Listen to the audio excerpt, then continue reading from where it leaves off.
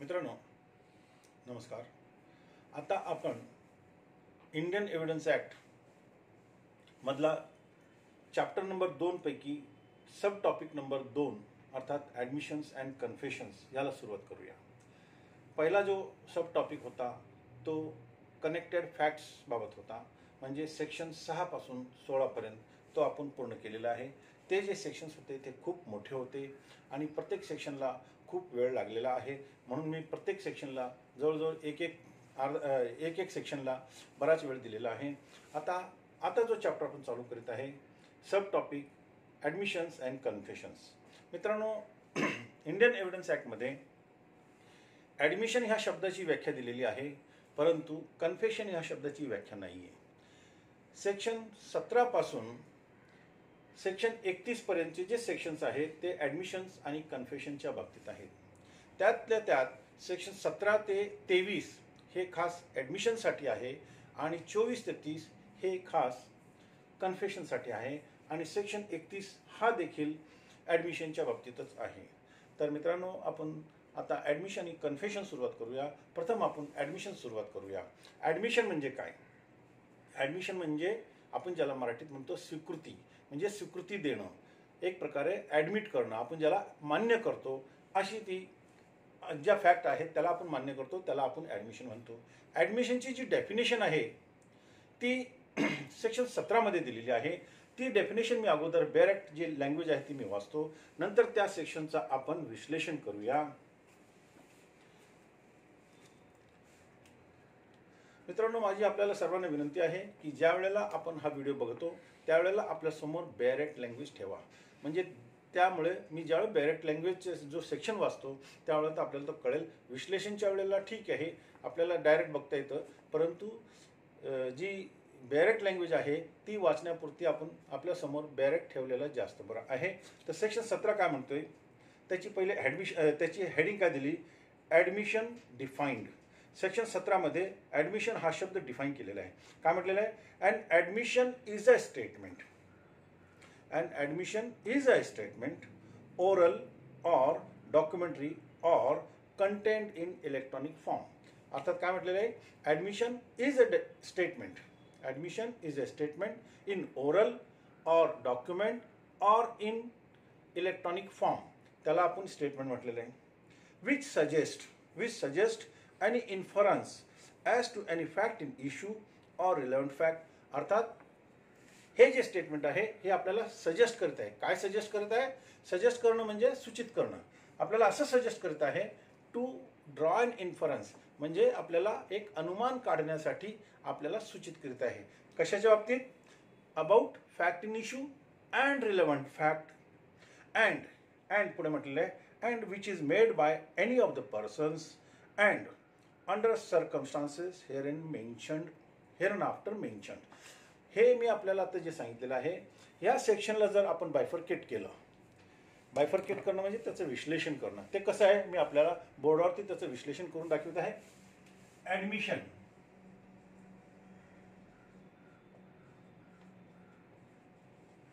Admission काय म्हटलेलं आहे, ॲडमिशन इज अ स्टेटमेंट.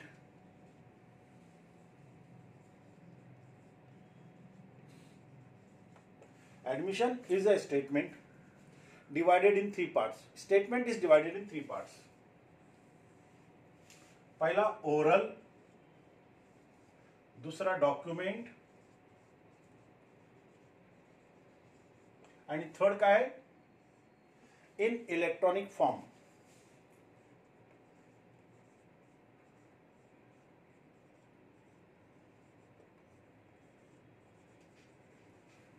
आपल्या बेरेक्ट लँग्वेजमध्ये असंच लिहिलं आहे, admission is a statement oral document or in electronic form. आता पुढे काय म्हटलेलं आहे, विच सजेस्ट. आता हे तिन्ही गोष्टी ज्या आहेत आपल्याला काय करत आहेत, सजेस्ट करीत आहे. काय सजेस्ट करीत आहे, it suggest to draw an inference. कसला इन्फरन्स काढायचा आहे, म्हणजे अनुमान काढायचं काय, about the facts in issue or relevant facts. अर्थात हे जे ॲडमिशन आहे हे ज्यावेळेस स्टेटमेंटच्या फॉर्ममध्ये आहे तर ते जे स्टेटमेंटच्या फॉर्ममध्ये आहे तो स्टेटमेंट फॅक्ट इन इश्यू आणि रिलेव्हंट फॅक्टला अफेक्ट करीत आहे. एकदा मी पुन्हा आपल्याला ही डायरेक्ट लँग्वेज वाचून दाखवतो. पुन्हा एकदा बघा. Admission is a statement oral or documentary or contained in electronic form which suggest, काय सजेस्ट करते, any inference as to any fact in issue और relevant fact and which is made by any person. हा जो statement आहे तो कोणी केलाय? By any person. By any person. आता हा पर्सन कोण आहे याबाबतची जी माहिती दिलेली आहे ती सेक्शन 18 मध्ये दिलेली, ते आपण नंतर पुढे पाहूया.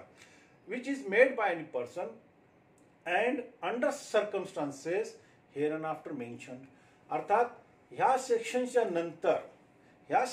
नंतर जसं सांगितलेलं आहे त्या पद्धतीने ते ॲडमिशन दिलं गेलं पाहिजे, तर ते ॲडमिशन आहे, अदरवाईज नाही. आता ते सेक्शन्स कोण आहेत आपल्याला आता मी सांगितलं. सेक्शन 17 पासून 23 पर्यंत आणि सेक्शन 31. हे जे सेक्शन्स आहेत ह्यांच्यामध्ये जसं सांगितलेलं आहे त्या पद्धतीने ॲडमिशन झालं पाहिजे, तर ते ॲडमिशन आहे असं मान्य केलं जातं. आणि आता मी ह्याला अजून असं सांगतो, एक एक्झाम्पल देऊन आपल्याला सांगणार आहे. मित्रांनो, समजा एक व्यक्ती आहे, त्यांनी बी वर दावा दाखल केलेला आहे. किती रुपयाचा? 5 लाख रुपयाचा. हा एक्झाम्पल मी आपल्याला सेक्शन आपलं जो ॲडमिशन आहे ते समजून घेण्यासाठी मी आपल्याला एक्झाम्पल देत आहे. ए ने बी वर 5 लाख रुपयाचा एक दावा दाखल केलेला आहे आणि कोर्टामध्ये केस चालत असताना बीने ॲडमिशन दिले. काय सांगितलं? स्वीकृती दिली की मी 5 लाख रुपये देणं नाहीये, मी 2.5 लाख रुपये देणं आहे.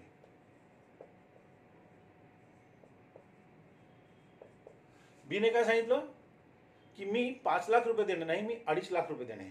आता इथे एक गोष्ट नक्की झाली की एने जो केस दाखल केलेली आहे त्याच्यामध्ये बीने एवढं मान्य केलंय की मी 2.5 लाख रुपये देणं आहे. माझ्या ह्याची जी आता ॲडमिशन आहे, आता ह्यांनी जे मान्य केलेलं आहे हे काय करत आहे, काय सजेस्ट करीत आहे? हे आपल्याला असं सजेस्ट करत आहे जे फॅक्ट इन इश्यू आहे किंवा जे रिलेव्हंट फॅक्ट्स आहेत त्याला अफेक्ट करत आहे. म्हणून असं ते सांगितलं which suggest an inference to the fact in issue और रिलेव्हंट फॅक्ट. आता हे 2.5 लाख रुपये त्यांनी मान्य केले, याचा अर्थ काय झालं? ते फॅक्ट इन इश्यू जे आहे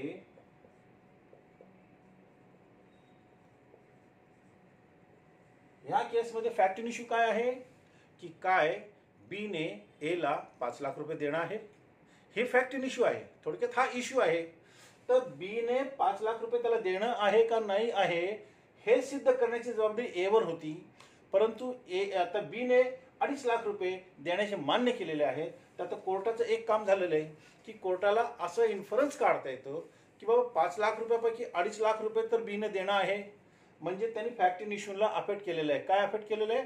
त्यांनी जे ॲडमिशन केलं त्यामुळे हे फॅक्ट इन इश्यूला अफेक्ट झालेलं आहे. म्हणजे तसं कोर्ट आता इन्फरन्स काढू शकतो की कमीत कमी 2.5 लाख रुपये तर देणं आहे. बरोबर आहे? 2.5 लाख रुपये तर देणं आहे एवढं तर मान्य केलंय. मग हे फॅक्ट इन इश्यूला अफेक्ट करत आहे.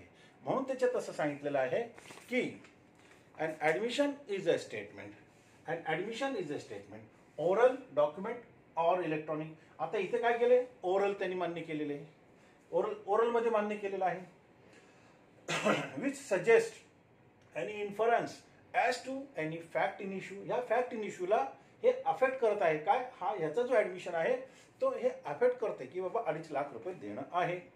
बरोबर? किंवा त्याची जी काय अजून रिलेव्हंट फॅक्ट आहे त्याला अफेक्ट करीत आहे.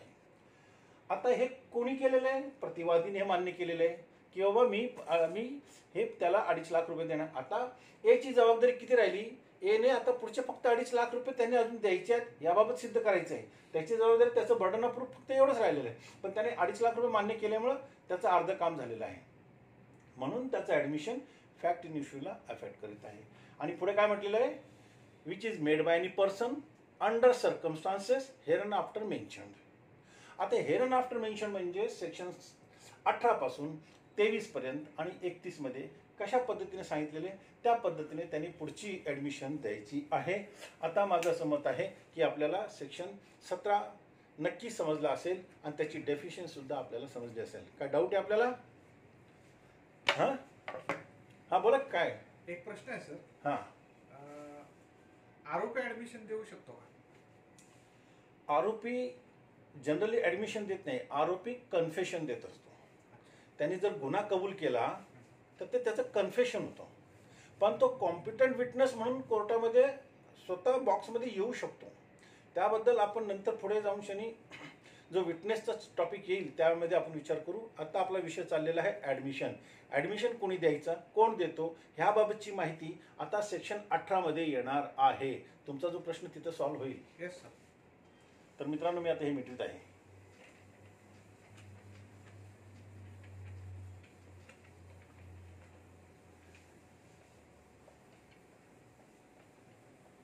यानंतर आपण सेक्शन 18 कडे येऊ. मित्रांनो, सेक्शन 18 ची बॅरेट लँग्वेज काय म्हणत आहे ती आपण अगोदर पाहूया.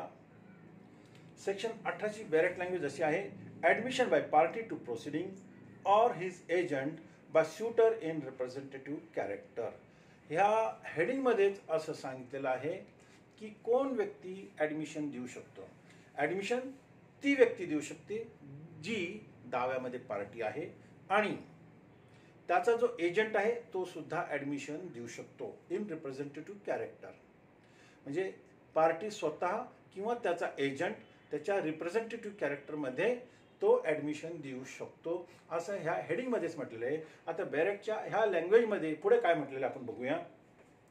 Statement made by a party to the proceedings or by an agent to any such party.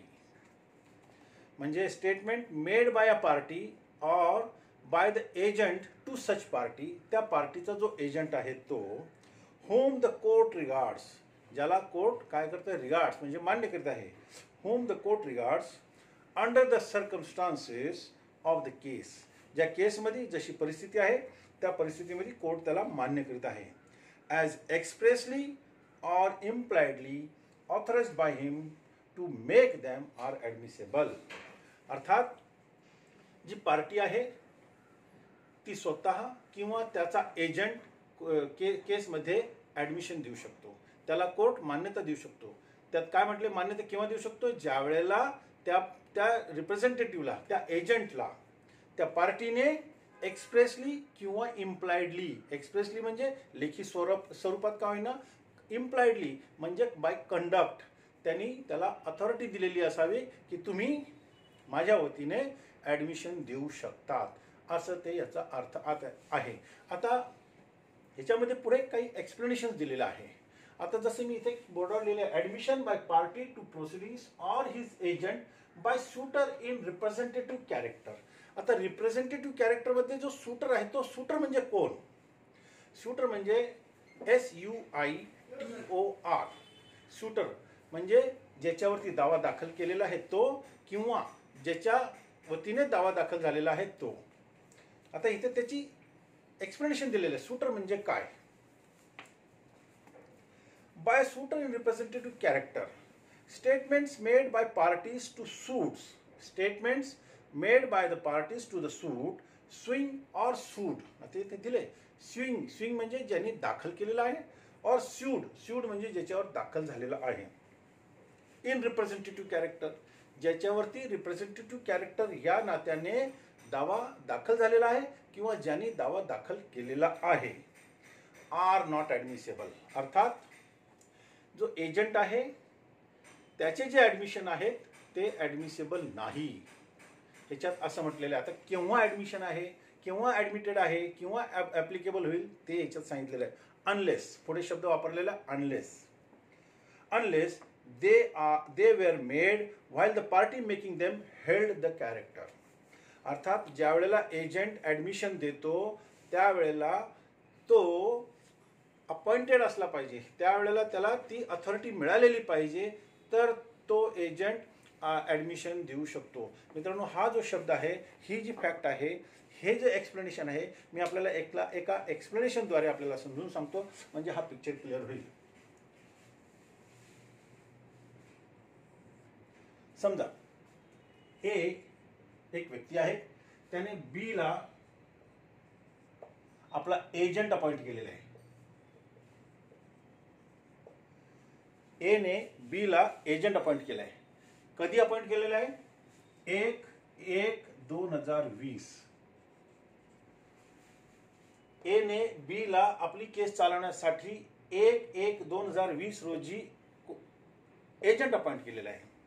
आता हा जो एजंट अपॉइंट झालेला आहे 20 तारीख बी, हा ह्याच्या एक दिवस अगोदर सुद्धा अर्थात 31/12/2019 31/12/2019 म्हणजे एक दिवस अगोदर सुद्धा ऍडमिशन देऊ शकत नाही.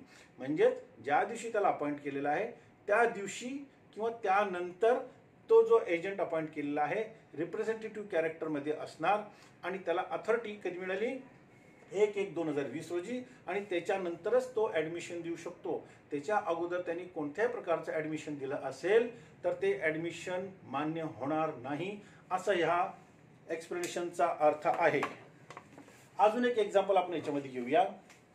समजा एक व्यक्ती आहे, या ए ने आता एक बी ला अपॉइंट केलेला आहे. बी कोण आहे? तर ऍडव्होकेट आहे. ए ने बी ला ऍडव्होकेट म्हणून अपॉइंट केलेलं आहे. ऍडव्होकेट सुद्धा एजंटच आहे ना, तर बी ला अपॉइंट केलंय. आता बी ला समजा 1/1/2020 रोजी त्यांनी ऍडव्होकेट म्हणून अपॉइंट केलेला आहे. तर जो ऍडव्होकेट आहे तो ए च्या वतीने ऍडमिशन देऊ शकतो, पण केव्हा? 1/1/2020 नंतर. त्याच्या अगोदर तो ऍडमिशन देऊ शकत नाही किंवा त्याला ऍडमिशन देण्याचे अधिकार नाही. ते हे ह्या एक्सप्लेनेशन मध्ये सांगितलेलं आहे. हे एक्सप्लेनेशन एकदा पुन्हा मी वाचतो, म्हणजे अनलेस ह्या शब्दापासून पुढे वाचतो. Unless they were made while the party making them held that character. ज्या वेळेला अशी अथॉरिटी दिली त्यावेळेला त्यांनी असा कॅरेक्टर हेल्ड केला पाहिजे, एक्वायर केला पाहिजे, त्यावेळेला त्यांनी तो कॅरेक्टर ऑक्युपाय केला पाहिजे, तेव्हा जाऊन तो अशी अथॉरिटी अशी ऍडमिशन देऊ शकतो. त्याच्यापूर्वी तो ऍडमिशन देऊ शकत नाही. ह्याच्यात काय डाऊट राहिले? नाही.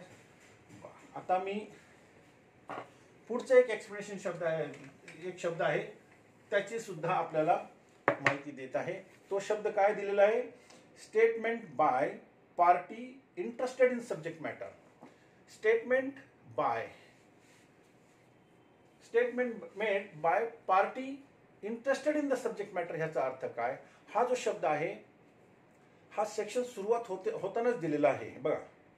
Statement made by a party to the proceedings or by an agent to any such party. आता statement made by a party ह्या शब्दाचा अर्थ काय आपण तोही समजून घेऊया.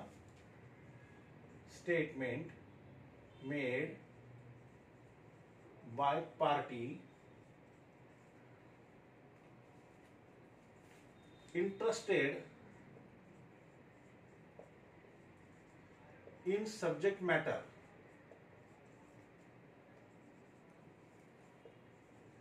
हा जो शब्द आहे हा मी आपल्याला एक एक्सप्लेनेशनद्वारे एका एक्झाम्पलद्वारे आपल्याला समजून सांगत आहे. ए ने बी वर दावा दाखल केलेला आहे. ए ने बी वर दावा दाखल केलेला आहे. कसला? स्पेसिफिक परफॉर्मन्ससाठी. काय म्हणून? ए चं म्हणणं आहे की मी बी ला 5 लाख रुपये दिलेले आहे एक प्रॉपर्टी परचेस करण्यासाठी. ए ने बी ला 5 लाख रुपये दिलेले आहेत एक प्रॉपर्टी परचेस करण्यासाठी आणि 15 लाख रुपये मी 3 महिन्यात तुम्हाला परत पुढचे देणार आहे. पुढचे 15 लाख रुपये देणार आहे.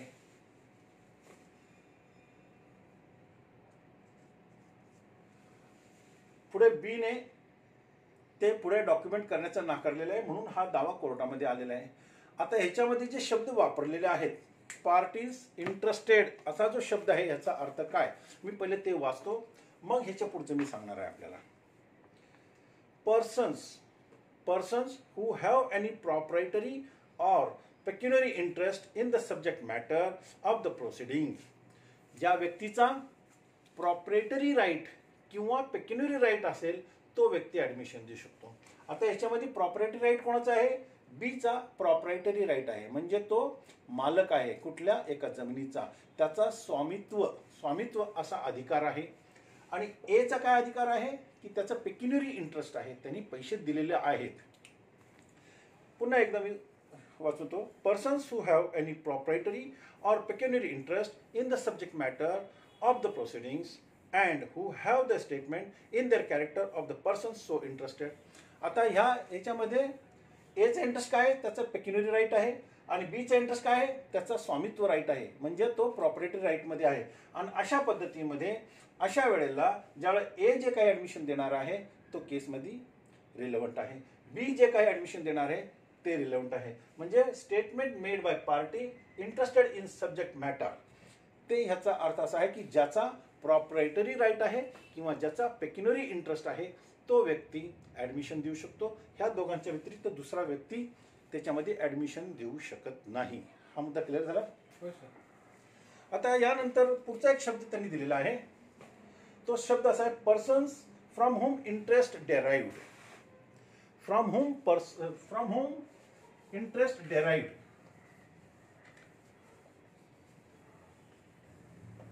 इंटरेस्ट डेराइव्ड याचा अर्थ काय की पूर्वी एक प्रॉपर्टी एका व्यक्तीची होती, त्यांनी ती प्रॉपर्टी पुढे जाऊन दुसऱ्याला विकलेली आहे आणि त्या पुढच्या व्यक्तीने दुसऱ्यावरती दावा दाखल केलेला आहे किंवा त्याच्यावरती दावा दाखल झालेला आहे. तेव्हा जाऊन त्याच्यामध्ये म्हणजे पहिल्या व्यक्तीने प्रॉपर्टी विकलेली आहे त्याच्याकडनं त्याला इंटरेस्ट डेराइव्ड झालेला आहे, त्याला इंटरेस्ट क्रिएट झालेला आहे आणि असा व्यक्तीसुद्धा ह्याच्यामध्ये ॲडमिशन देऊ शकतो. पहिले आपण ही डायरेक्ट लँग्वेज वाचू आणि मग आपण पुढे जाऊया. Persons from whom interest derived. Persons from whom the parties to the suit have derived their interest in the subject matter of the suit are admissions if they are made during the continuance of the interest of the persons making the statement. आता ह्या केसमध्ये मी आपल्याला एक example देतो पुन्हा. Interest derived म्हणजे काय? Interest derived म्हणजे ए ची एक प्रॉपर्टी आहे, त्यांनी ती प्रॉपर्टी बी ला विकलेली आहे. ए ची प्रॉपर्टी बी ला विकलेली आहे आणि बी आणि सी च्या दरम्यान कोर्टात केस चालू आहे. बी आणि सी च्या दरम्यान कोर्टात केस चालू आहे. सी आता हा बी चा भाडेकरू आहे असं गृहीत धरा.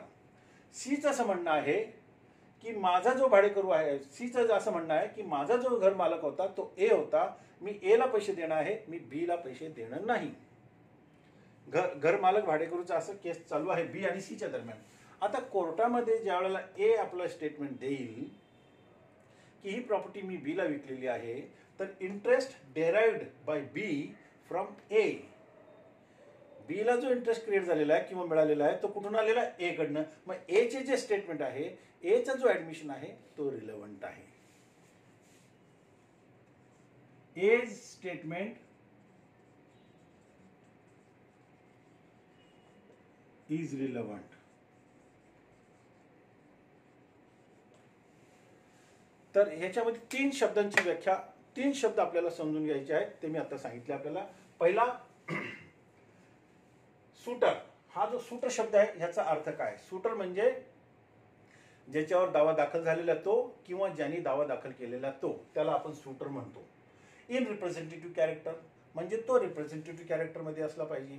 आता रिप्रेझेंटेटिव्ह कॅरेक्टरमध्ये असला पाहिजे म्हणजे याचा अर्थ की ज्या दिवशी तो ॲडमिशन देतो त्या दिवशी त्याला ते अधिकार मिळालेले पाहिजेत.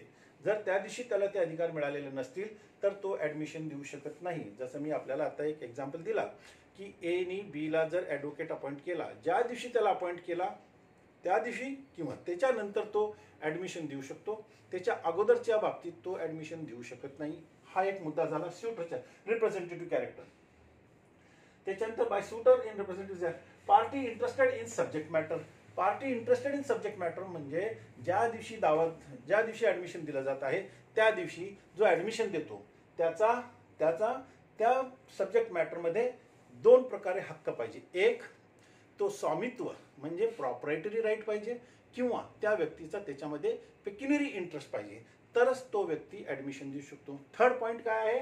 Third point person from interest derived म्हणजे ज्या व्यक्तीकडनं इंटरेस्ट आलेला आहे, आपल्याला मिळालेला आहे, तो व्यक्ती सुद्धा आपल्या ह्याच्यामध्ये ॲडमिशन देऊ शकतो. उदाहरण मी आपल्याला आता दिलेलं आहे की एने जर बीला प्रॉपर्टी विकली आणि बी आणि सीच्या दरम्यान जर कोर्टामध्ये दावा चालू असेल तर एने दिलेलं जे स्टेटमेंट आहे, एने दिलेलं जे ॲडमिशन आहे ते रिलेव्हंट आहे. मित्रांनो, मला असं वाटतं सेक्शन 18 आपल्याला आता समजला असेल. काय डाऊट आहे? यानंतर आपण आता सेक्शन 19 कडे येऊ. मित्रांनो, सेक्शन 19 जो आहे तो खूपच अवघड आहे. या सेक्शनची डायरेक्ट लँग्वेज आपल्याला समजणं थोडंसं अवघड आहे, परंतु ती आपण फार सोप्या भाषेमध्ये समजून घेण्याचा प्रयत्न करूया. सिंपल भाषा अशी आहे की वादी व प्रतिवादी यांच्या दरम्यान जो दावा चालू आहे त्यामध्ये तिसऱ्या व्यक्तीचा कबुली जबाब, अर्थात in suits between plaintiff and defendant the statement of third person is admissible. आपण जी डायरेक्ट लँग्वेज आहे ती जर आपण वाचली ती आपण पहिले समजून घेऊया. त्यात असं म्हटलेलं आहे, admission by persons whose position must be proved as against party to the suit. अर्थात ज्या व्यक्तीने कबुली जबाब दिलेला आहे त्या व्यक्तीचा दाव्यातील पक्षकारांच्या विरुद्ध स्वतःचा काय स्थान आहे, त्याची स्वतःची काय जबाबदारी आहे. आता डायरेक्ट लँग्वेजमध्ये पुढे काय म्हटलेलं आहे ते मी बोर्डावरती पण लिहिलेली आहे. आपण काय करावं, हे आपल्यासमोर डायरेक्ट ठेवा आणि आपल्याला तो समजून येईल. स्टेटमेंट मेड बाय पर्सन्स, इथे पुढे काय म्हटलेलं आहे, statements made bye persons whose position or liability it is necessary to prove as against any party to the suit are admissions. अर्थात जो व्यक्ती स्टेटमेंट देत आहे, जो व्यक्ती कबुली जबाब देत आहे त्या व्यक्तीचा दाव्यातील पक्षकारांच्या विरुद्ध त्याचा स्वतःचा काय स्थान आहे किंवा त्याची स्वतःची काय लायबिलिटी आहे हे महत्त्वाचं आहे. आणि अशा परिस्थितीमध्ये जो व्यक्ती कबुली जबाब देत आहे त्यांनी दिलेला जो कबुली जबाब आहे तो ॲडमिसेबल आहे असं ह्याच्यामध्ये सांगितलेलं आहे. आता पुढे काय म्हटलं, if such statements would be relevant. आणि असा जो स्टेटमेंट आहे काय होईल, तो रिलेव्हंट आहे. पण केव्हा रिलेव्हंट आहे, as against such persons relation to such position or liability. अशा परिस्थितीमध्ये हा जो दिलेला कबुली जबाब आहे हा रिलेव्हंट आहे. पण केव्हा रिलेव्हंट आहे पुढे सांगितलेलं आहे, in a suit brought by or against them and if they are made while the person making them occupies such position or is subject to such liability. अर्थात हा जो व्यक्ती जबाब देत आहे त्यावेळेला, म्हणजे ज्या वेळेला त्याच्या विरुद्ध दावा दाखल झालेला आहे, ज्या वेळेबाबत दावा दाखल केलेला आहे त्यावेळेला तो अशी पोझिशन एक्वायर करीत होता, त्यावेळेला त्याची अशी पोझिशन होती, त्याचा तो स्थान त्यावेळेला होता, त्यावेळेला त्याची ती जबाबदारी होती. आणि अशा जबाबदारीमुळे, अशा स्थानामुळे हा दावा त्याच्याविरुद्ध दाखल झालेला आहे किंवा त्यांनी तो दाखल केलेला आहे. आता मी इथे आपल्याला हे जे स्थान आणि लायबिलिटी ह्याचा अर्थ काय आपल्याला समजून सांगण्याचा प्रयत्न करीत आहे. मित्रांनो, पहिले मी बोर्डावरची जी डायरेक्ट लँग्वेज आहे ती मी मिटवीत आहे.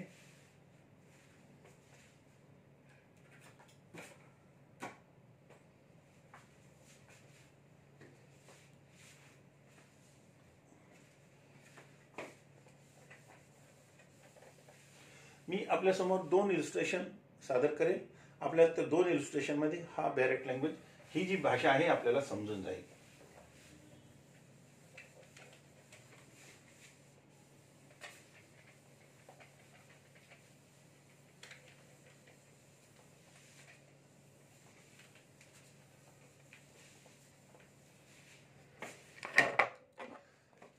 सर्वप्रथम मी एक इलिस्ट्रेशन आपल्याला देत आहे, तो असा की ए ने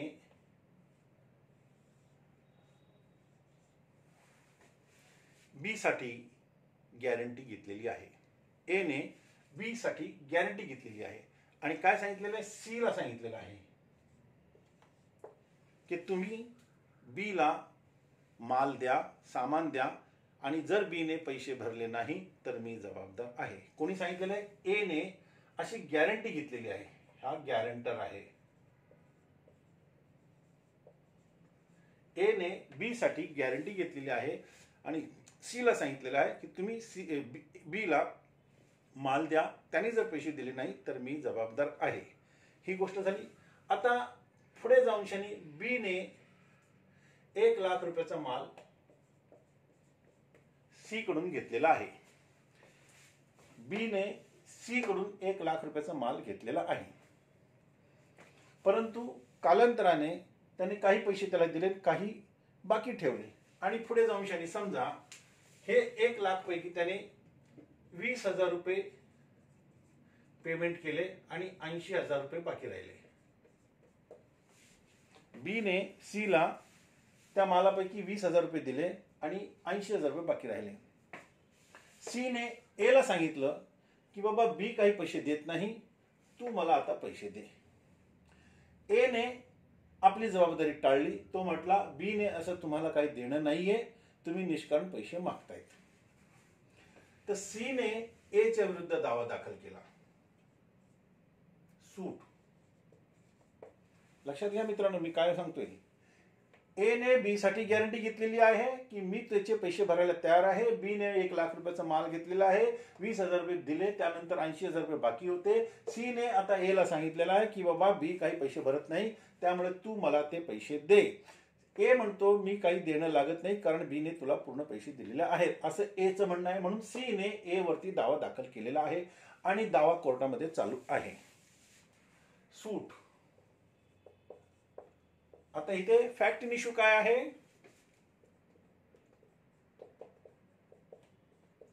काय बी ने सी चे पैसे देणं आहे आणि काय ए बी साठी गॅरंटर आहे.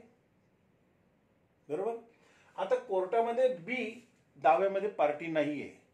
सी ने ए विरुद्ध दावा दाखल केलेला आहे, फक्त बी विरुद्ध दाखल केलेला नाही.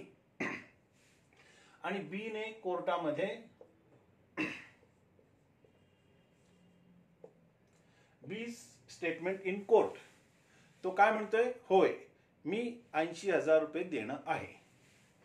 बी कोर्टामध्ये असं सांगतो की मी 80,000 रुपये देणं आहे. बी कोर्टामध्ये पार्टी नाही. आता बीचा जो स्टेटमेंट आहे तो ए च्या विरुद्ध आहे, ऍज अगेन्स्ट ए च्या अगेन्स्ट मध्ये झाला ना तो. आता हेच ह्याच्यामध्ये सांगितलेलं आहे की statement made by the persons whose position must be proved as against the party to the suit. आता बी ची पोझिशन काय आहे? बी दाव्यामध्ये नाहीये. बी ने हे मान्य केलेलं आहे आणि तो असं म्हणतोय की मी माल घेतलेला होता आणि मी मालचे पैसे देणं आहे. आता ए ला हे पैसे देणं भागच आहे ना, कारण त्यांनी गॅरंटी घेतलेली आहे. म्हणून बी ची पोझिशन इथं सिद्ध केली आणि त्याने माल घेतलेला आहे आणि त्यांनी ते मान्य केलेलं आहे. म्हणून बी ची पहिले पोझिशन सिद्ध केली, त्याची ही लायबिलिटी आहे. आता ती लायबिलिटी ए वर आहे कारण ए ने ते मान्य केलेलं आहे. आता आपण दुसरा एक इलुस्ट्रेशन घेऊया.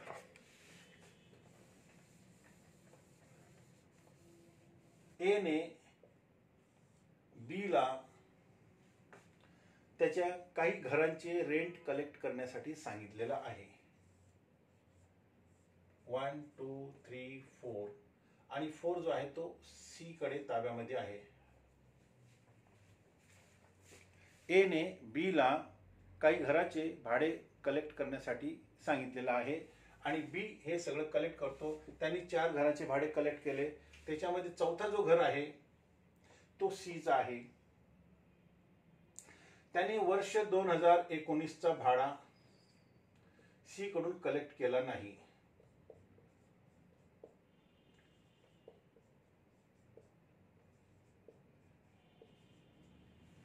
तेव्हा ए ने बी वर दावा दाखल केला, काय म्हणून की तुम्ही जाणून बुजून सी कडनं पैसे वसूल केलेले नाही.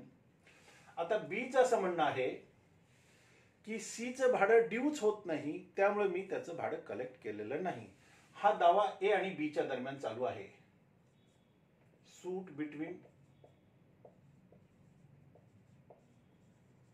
ए अँड बी. आणि बीचं असं म्हणणं आहे की सी कडनं भाडं येणं नाही, त्यामुळे मी भाडं कलेक्ट केलेलं नाही.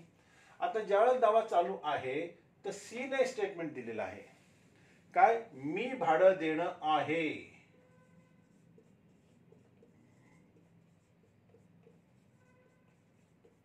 आता सीचं जे स्टेटमेंट आहे ते बीच्या अगेन्स्ट मध्ये आहे. ह्याची पोझिशन काय आहे की हा भाडेकरू आहे आणि त्याचं स्थान काय आहे भाडेकरूचं. त्याची लायबिलिटी काय आहे पैसे देण्याची, तो मान्य करतोय, मग ते बीच्या अगेन्स्ट मध्ये आहे. म्हणून असं सांगितलेलं आहे की admission by persons whose position must be proved first as against the parties to the suit. आता बी सी ची पोझिशन काय आहे, तो भाडेकरू आहे, तो भाडं देणं लागत आहे आणि तो मान्य करत आहे. कोणाच्या विरुद्ध, बीच्या अगेन्स्ट मध्ये तो सांगत आहे. तो बीच्या अगेन्स्ट मध्ये सांगत असल्यामुळे ह्याची पोझिशन क्लिअर होत आहे आणि ह्याच्या अगेन्स्ट मध्ये हा स्टेटमेंट आहे. ह्याच्या अगेन्स्ट मध्ये म्हणजे बीच्या अगेन्स्ट मध्ये हे ऍडमिशन आहे. तर मित्रांनो, मला असं वाटतं आपल्याला हा सेक्शन नक्की समजला असेल. आपल्याला काही डाऊट असेल तर मला फोन पण करू शकता किंवा पुन्हा आपण याच्यावरती विचार करू शकतो. आता आपण सेक्शन 20 कडे जाऊया.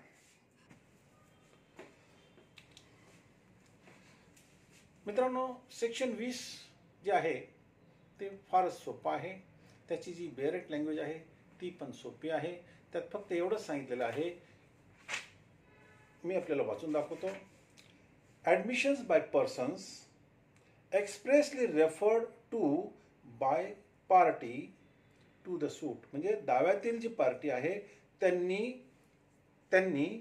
तिराईत व्यक्तीला आपलं ओपिनियन देण्यासाठी सांगितलं होतं आणि अशा व्यक्तीचा जे ओपिनियन आहे, अशा व्यक्तीचं जे कबुली जबाब आहे ते ॲडमिशन्स आहे, ते रिलेव्हंट आहे. बेरेट लँग्वेज काय सांगत आहे, statements made by person to whom a party to the suit, जे दाव्यातील पार्टी आहे त्यांनी काय केलं होतं, has expressly referred for information, त्यांनी इन्फॉर्मेशन देण्यासाठी तिराईत व्यक्तीकडे रेफर केलं होतं. In reference to a matter, जे मॅटर आहे त्याच्याबद्दल त्यांनी त्याची माहिती देण्यासाठी तिराईत व्यक्तीला रेफर केलं होतं. In dispute are admissions. आता याचे ही जी बेरेट लँग्वेज आहे हे आपण फार एका इलुस्ट्रेशनद्वारे आपण समजून घेऊया. अगोदर मी बेरेट लँग्वेज जी इथे लिहिलेली आहे त्याचं एकदा पुन्हा विश्लेषण करूया. Admission by persons expressly referred to by party to the suit, म्हणजे जे दाव्यातील व्यक्ती आहे, by the party to the suit, जे दाव्यातील व्यक्ती आहे त्यांनी आपलं ओपिनियन देण्यासाठी तिराईत व्यक्तीला रेफर केलेलं आहे. Admission by persons expressly referred, expressly म्हणजे स्पेशली त्यांनी रेफर केलं होतं की बाबा तुम्ही ह्याच्यामध्ये आपलं ओपिनियन द्या किंवा ह्याच्यामध्ये तुम्ही आपली माहिती द्या. पुढे काय म्हटलं, स्टेटमेंट मेड बाय पर्सन्स, अशा व्यक्तींनी स्टेटमेंट दिलेलं आहे काय, टू होम, ज्यांना, to whom a party to the suit, ज्यांना दाव्यातील पार्टींनी काय केलेलं आहे, to suit has expressly referred, ज्यांना दाव्यातील पार्टींनी एक्सप्रेसली रेफर केलं होतं की बाबा तुम्ही रेफर्ड फॉर इन्फॉर्मेशन, काय माहिती देण्याकरता त्यांना रेफर केलं होतं. In reference to the matter, जे मॅटर आहे, जे फॅक्ट इन इश्यू आहे त्याबाबत तुम्ही माहिती द्या. इन डिस्प्यूट आर ॲडमिशन्स, म्हणजे अगदी सोपं आहे की जे दाव्यातील पार्टी आहे त्यांनी इन्फॉर्मेशन देण्यासाठी तिराईत व्यक्तीला अपॉइंट केलं होतं, तिराईत व्यक्तीकडे तो मॅटर रेफर केला होता. आता आपण ह्याला एका इलुस्ट्रेशनद्वारे जर समजलं तर लगेच समजून जाईल. समजा एक व्यक्ती आहे, त्याने आपला घोडा म्हणजे हॉर्स बी ला विकला. ए ने आपला घोडा बी ला विकला. A sold his horse to B. आता बी आस्क्ड ए, बी ने ए ला विचारलं, काय विचारलं की हा घोडा जो आहे तो साऊंड माइंड आहे का नाही. बी ने ए ला विचारलं की तुम्ही जो घोडा मला विकत आहे तो साऊंड माइंड आहे का नाही, तो चांगला आहे का नाही, असा रनिंग करणारा तर नाही, खराब तर नाही, लोकांना इजा पोचवणारा तर नाही, असं बीने एला विचारलं. आता एनी काय केलं, एने सांगितलं कोणाला, बीला, की बाबा तुम्ही सी कडे ही माहिती घ्या, सी ला विचारा, सी तुम्हाला पूर्ण माहिती देईल. आता सी ला जर ही माहिती विचारायची जर वेळ आली तर बीने सी वर भरोसा करून हा घोडा विकत घेतलेला आहे. आता उद्या जर समजा ए आणि बीच्या दरम्यान केस चालली, घोड्याबाबत की हा त्यांनी घोडा खराब दिलेला आहे, त्यावेळेला सीचं जे स्टेटमेंट आहे ते एच्या अगेन्स्ट मध्ये असणार.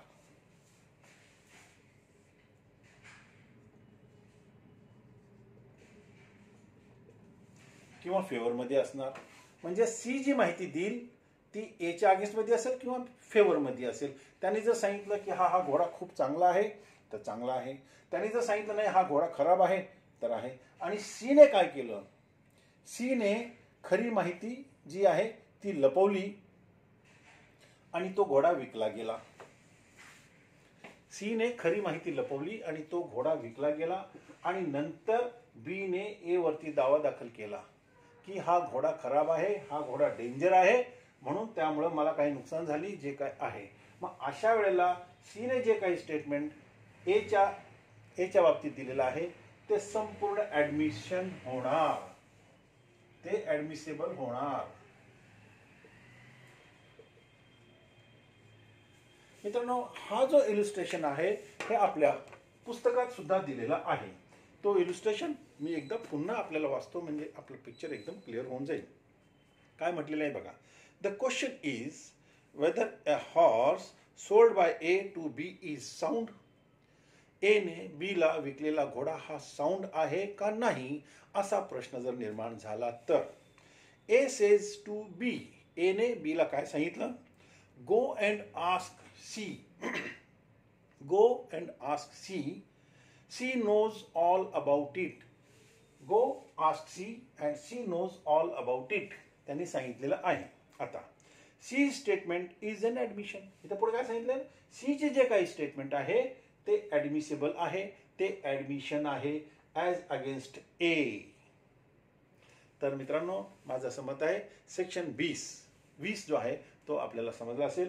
आज डिअर फ्रेंड्स, आतापर्यंत आपण ह्या व्हिडिओमध्ये सेक्शन 17 ते 20 पर्यंतचा अभ्यास केलेला आहे. आपण पटकनी 1-2 मिनिटांमध्ये सेक्शन 17 ते 20 पर्यंतचा एक रिव्ह्यू घेऊन टाकू, म्हणजे त्यानंतर आपण सेक्शन 21 कडे जाऊया.